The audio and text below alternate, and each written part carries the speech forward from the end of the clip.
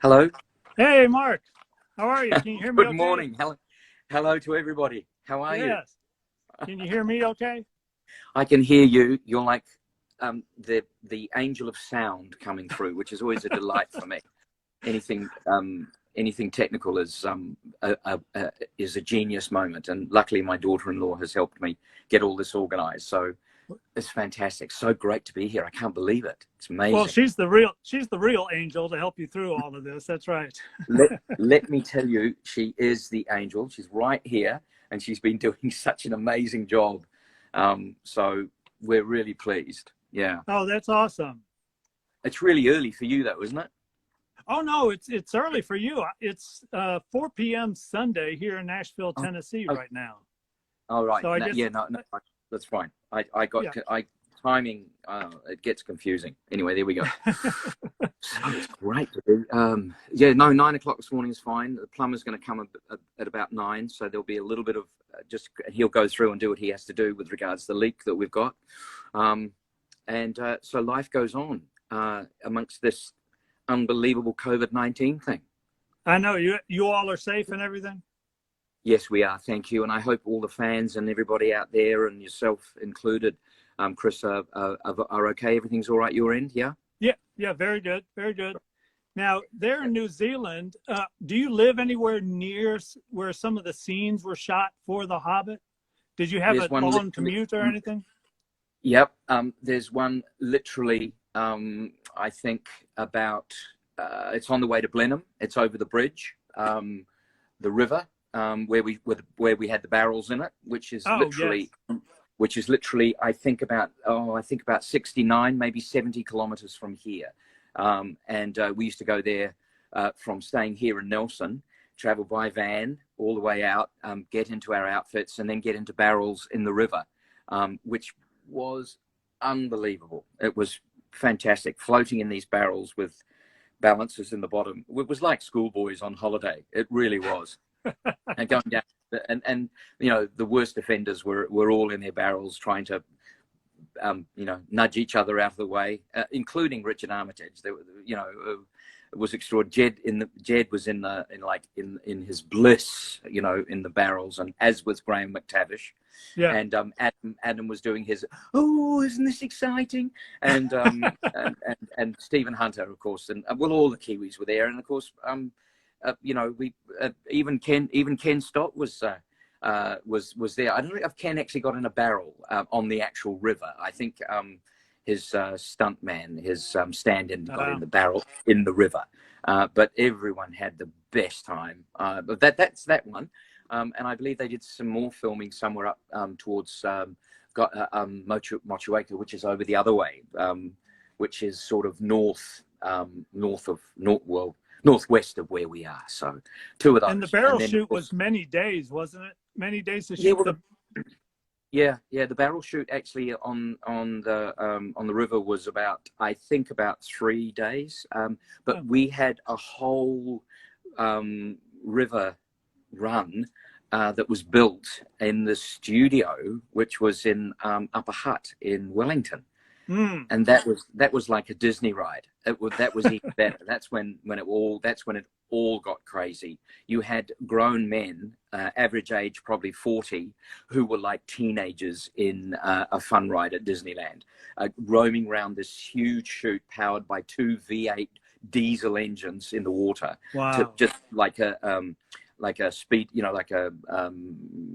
pushing the water. Yes. Jet boat. They were 2 jet engine boats, basically, engines, and it was so much fun. Oh, and we were there. They were there for a week. I was 3 days on that, and that was fun. They found a way of making the barrels go faster and slower and knocking someone out of the way. I think we got a telling off at one point from the director, the assistant director, the first AD, for being very naughty. We were naughty. We were so bad. Some worse than others. Jed Brophy usually led the badness, and then McTavish just followed along because he doesn't ever instigate anything. He always blames someone else. Yeah. And Adam Brown just goes, "Ooh, it was nothing to do with me. It was him."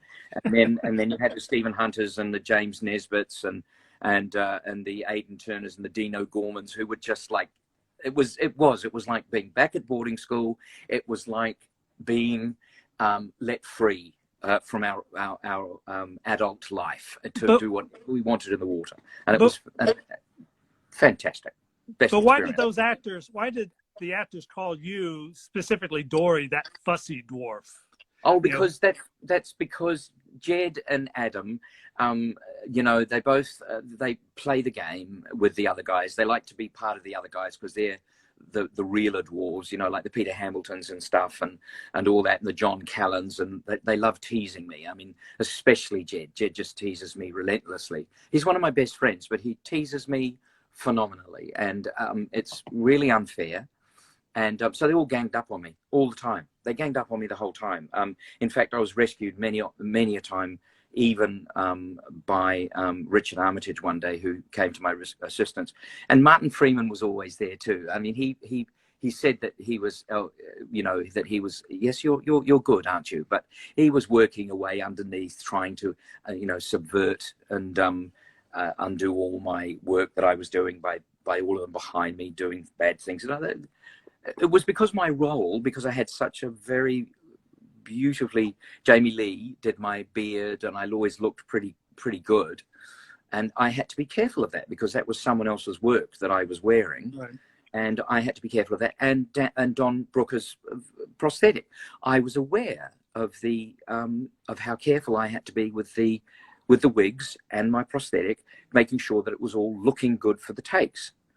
But the other guys, they don't care. They just used to push me around, and it got actually quite brutal at times. I used to think, oh, look, I was back at boarding school. I really was. I felt I was back in India, when I was 6.5 years old, and being teased relentlessly by these naughty boys. All in all, though, gosh, it was fun. We had such fun, all of us together. We were taking care of the prosthetics and the hair. Was that the hardest part of Dori's costume and everything, or? Well, some had worse than me. I mean, I think poor old Stephen Hunter had the worst of it all because he had an enormous amount of hair, but he also had the fat suit and with the fat face and the prosthetic that went down here. And honestly, so much of it was with all the costumes and the weight and everything was quite unbearable at times. And Peter Hamilton probably had the same. And John's was John Callans was quite extraordinary too. And we would spend, some of the guys were 2.5 hours getting ready in the morning. So 4:30 you'd rock up, get into the chair. Don would put the prosthetic on, and then we'd have 10 minutes to rip off to breakfast, to squeeze a bacon sandwich in, and then come back straight into the chair where Jamie Lee would then get to it and start attaching the beard. And of course, I have a very sensitive skin, so it was really hard to find some way without my face erupting with the hair, and it was still itch like crazy. Towards the end of the shoot, I remember one of the stories was that honestly, it was so irritating, the hair on my face. So like wearing a beard or a moustache, I grow my own because it's much easier. And anyway, I went outside. There was a big raging tornado storm raging in Wellington outside the studio in Miramar where we were. And I went out just to get some air to blow through my wind because that sort of calmed everything down. I fell asleep outside the door, and Pete came out and apparently saw me and took a photo and said there are people lining up to try and get jobs at the moment, which was a little bit embarrassing. But anyway, there you go. Well, we know from the books that Dori, Nori, and Ori are all brothers, supposedly same mother, different fathers. Different father. You guys, yeah. You created a real backstory about the three of you just to relate. Well, I think this is why Jed and Adam used to get a little bit miffed off, because I'd always say, now, what's the backstory here, fellas? And they say, oh, God, do we have to do this? But both of them, at the end of the filming, came up to me and said, I'm so glad we had backstory. Jed's backstory for Nori was that he was a thief, as we all know, because that's what he was very good at. And he left home because of the constant fussing and being told what to do by Dori. And Ori wasn't young enough to leave home, so he stayed home. Nori went off to steal things. and then came back when he heard all about the fact that they were going back to Erebor to get the gold. Oh, I can steal some of that. And of course, I wasn't terribly happy about going off to find the gold or Erebor, for the simple reason that I wanted to care for my brother Dori, who was very young. He was very young. He was only about 130. Jed was 240 and I was 320 or something in dwarf years. And we'd worked that out, and this is how old we were. Our mother was extraordinary.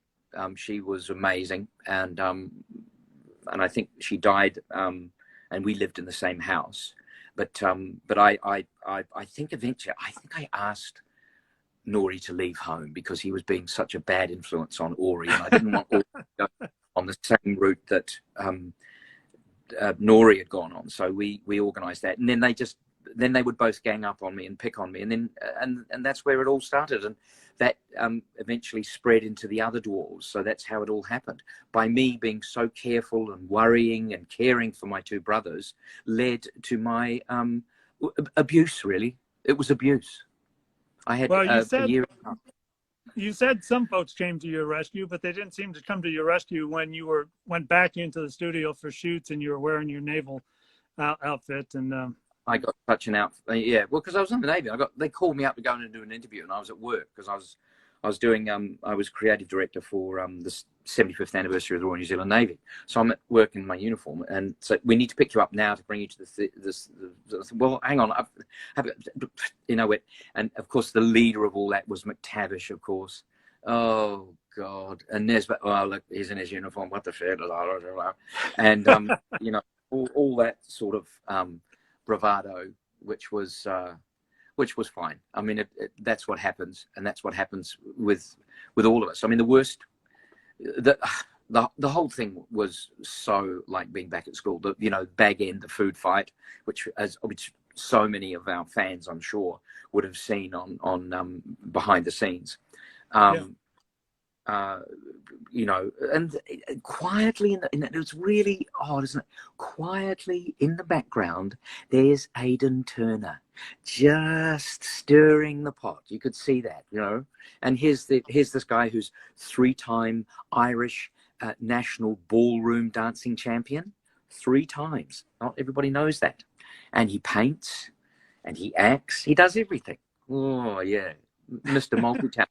But stirring the pot. There were all these guys that were just like saying, "Oh, Mark, how lovely to see you this morning," and in the back they're stirring the pot. Very difficult. Or bragging that they didn't have to wear prosthetics or anything. Yeah. Like that. Well, that used to annoy everybody because we'd finished the wrap for the day, and Turner would rip off to his caravan.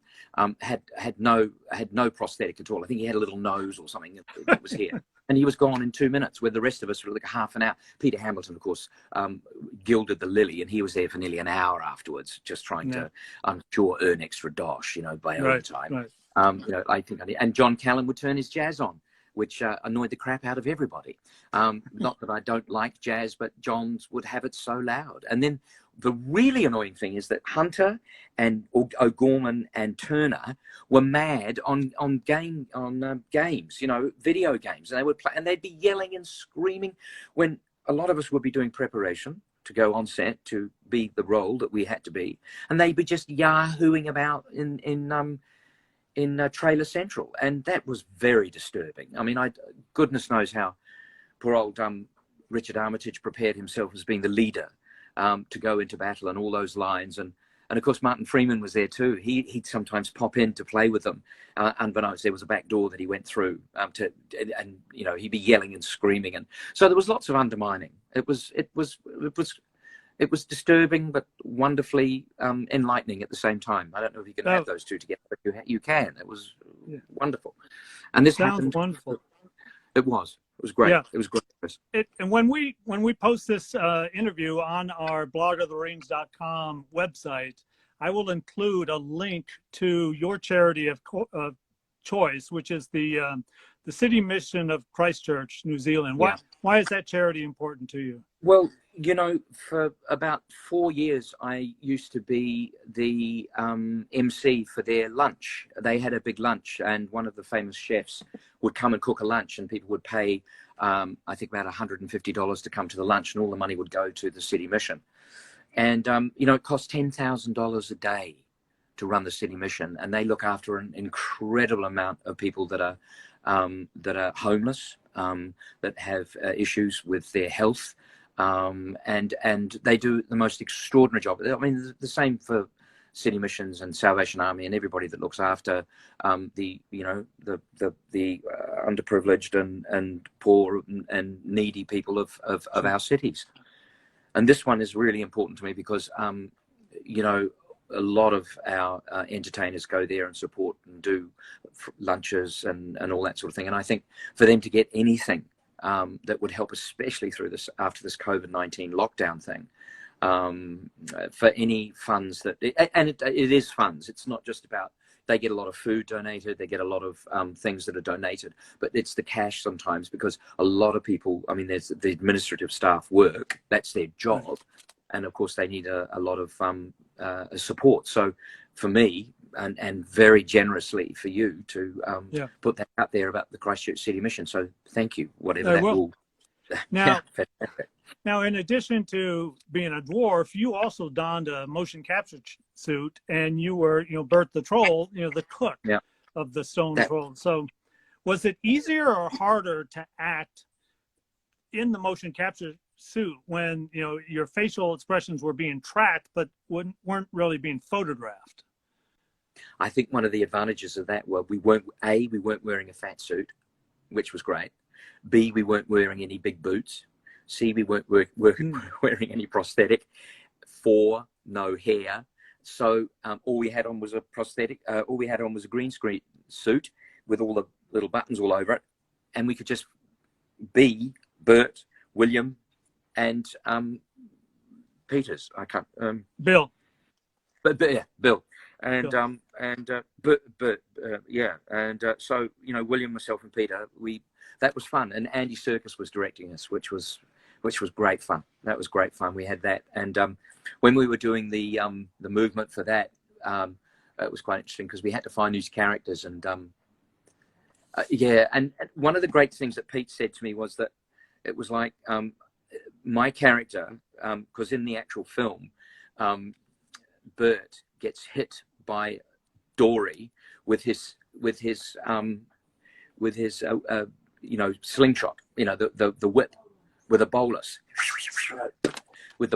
and so Pete said this is the best example of self-abuse I've ever seen. 2 characters, one character dealing with the other character that were the same actor. So Pete said, "No, I love it, Mark. I love it. It's the only bit of self-abuse, you know, which is great." So once again, not only were the boys teasing me, but I was teasing myself. That's awesome. Are you up? Are you still there, Mark? Looks like we lost. It's frozen a little bit on your end. Hopefully he will come back here. There you are. All right, very good. Yeah, sorry. No, the sign came up. 20% battery. Yeah, but that's all right. All right, so we're here. But we like to play this word association game. So you you say the thing that comes to your mind when I, you know, say a word or a phrase. Like, what comes to mind when you hear Peter Jackson? Perfection. Dwarf kebab. Stephen Hunter. Adam Brown. Really good friend. Boot camp. Terry Notary. Graham McTavish. Oh, I love standing behind him and scaring him. Scene 88. Ugh, running. I hate it. That's a floater. Oh, that's William Kircher. Yeah. Jed Brophy. Oh, never stops. Never stops. Brother. Fat suit. Nearly drowned me in the river. And what do you think of when you hear the phrase naked dwarf calendar? Laugh my head off and watch the most appalling displays of bad acting I've ever seen in my life. It was funny. It's in Pete's toilet, apparently. The calendar.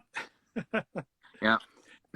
Now we know that the stone trolls were probably created, gave birth, at the end of the first age, and the new Amazon series is going to be covering the second age. Is there any chance that, they may ask you to don a motion capture? No?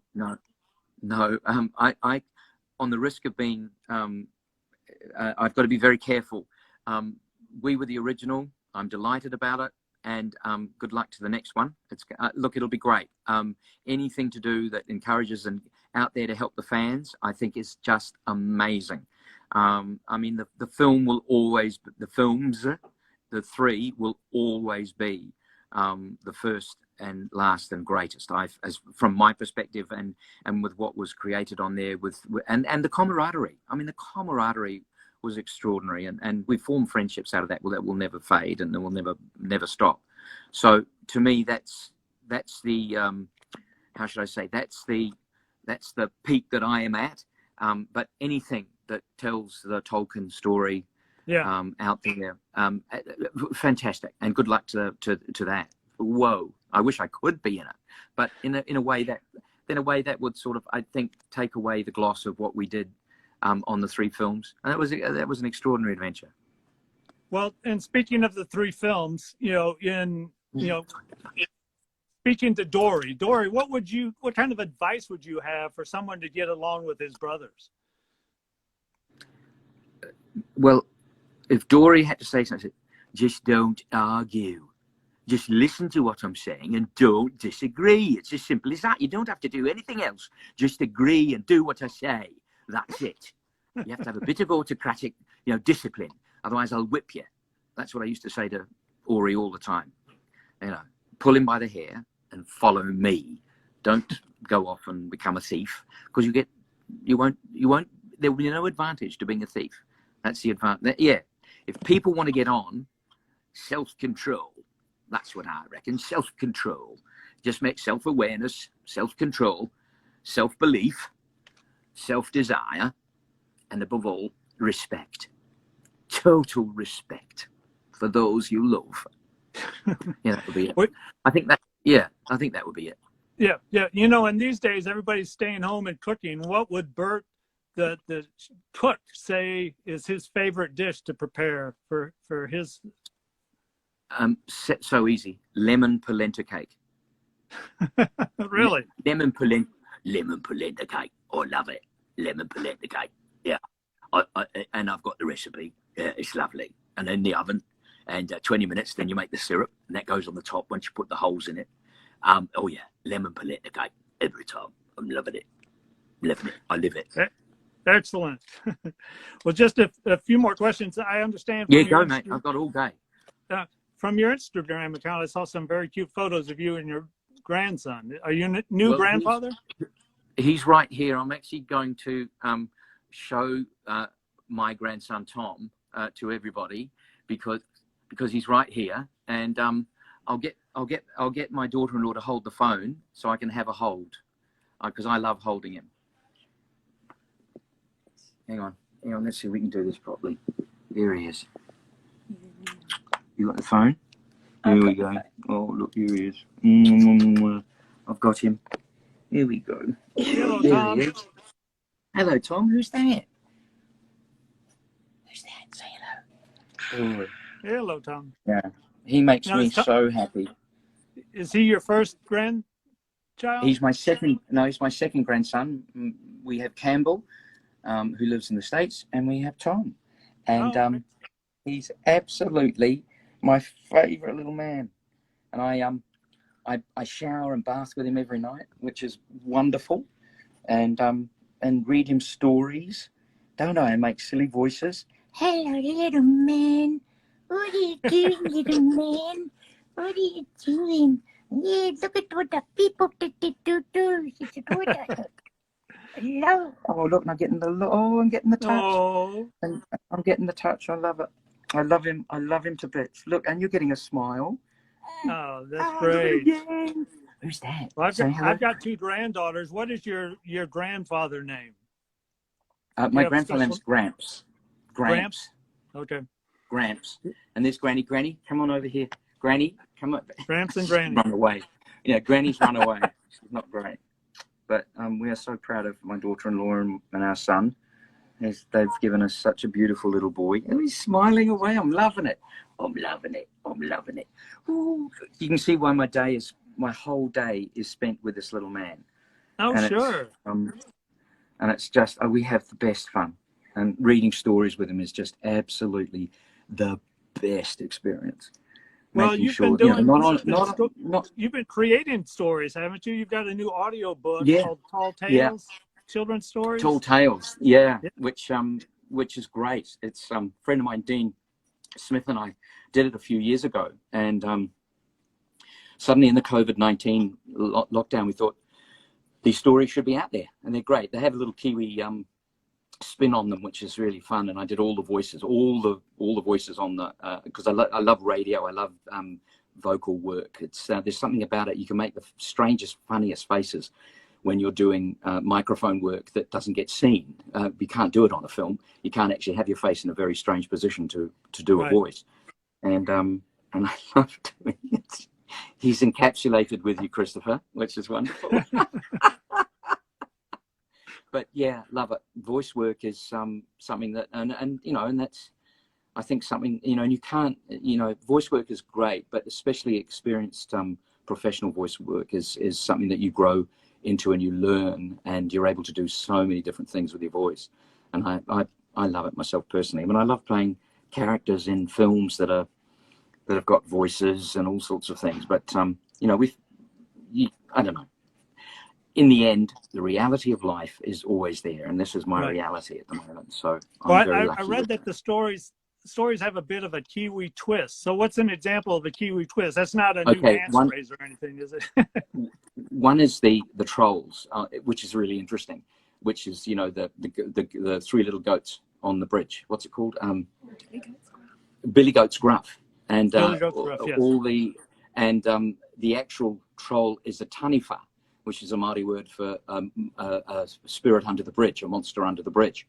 And so that's got the Kiwi spin on it, and the Billy Goat's Gruff have three very different voices. I mean, one of them's, "Oh, you can't do that. That's really naughty." And then there's a young one, there's an old, "Oh, I don't care what you say," you know. And it's all that. Oh, look, it's all silly stuff, but it's very, very good. And I guess what I like about it is it's when they play to younger kids, like when Tom gets old enough to understand what's going on,